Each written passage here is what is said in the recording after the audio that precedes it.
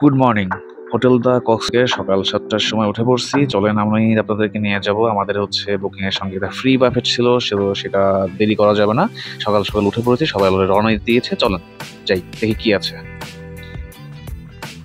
এই হচ্ছে তাদের বাফেটের আয়োজন, যে জায়গাটা আছে রেস্টুরেন্ট, তো সেটার পরিবেশ। আর সুমন সাহেব আছে, এই ক্যামেরা নিয়ে পড়ে আছে, মহা এক্সাইটেড সে। খাবারের আইটেমগুলো আমরা মোটামুটি সবগুলো দেখে নিলাম, আর কি কি তারা রাখছে না রাখছে। অনেকগুলো আইটেমই ছিল, এখন যার যেটা যতটুকু পছন্দ হবে, মন চাইবে সে ততটুকু সেটা নিয়ে খাবে, কোনো সমস্যা নাই। আমরা ভেতরে আর একটু পরিবেশটা দেখলাম, আরো কি কি আছে না আছে সবকিছু আমরা দেখলাম।